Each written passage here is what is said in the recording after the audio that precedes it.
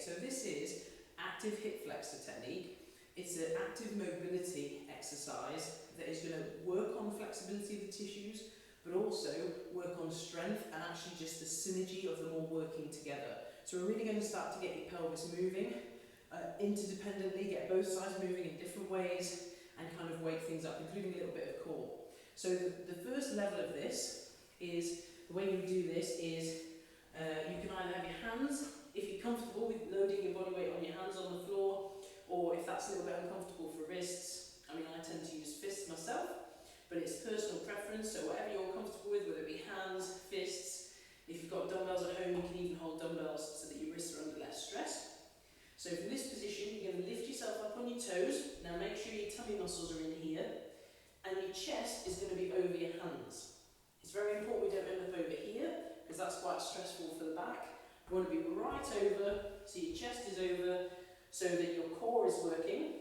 And then from here, you're going to take a foot as close to the outside of your hand as possible.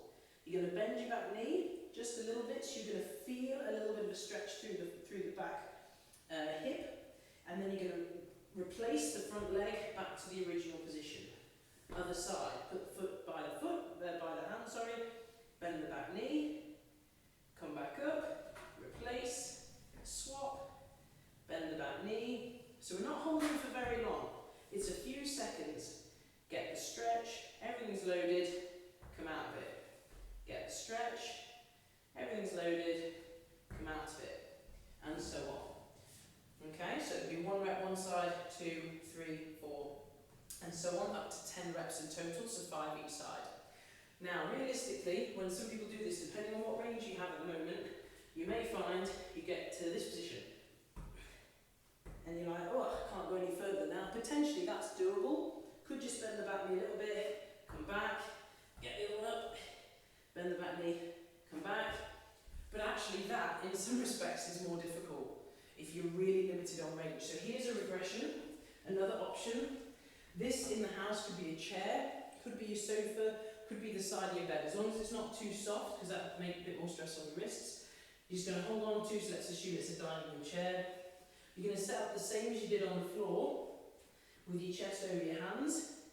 But now when you do it, you've got a lot more space. So I'm going to aim for foot to the outside of hand, bend the back knee, come back up, replace. Foot to the outside of the hand, bend the back knee, replace. This is going to give me a little bit of leeway with my flexibility, but I'm still going to be able to get a bend in the back knee and a little bit of a stretch.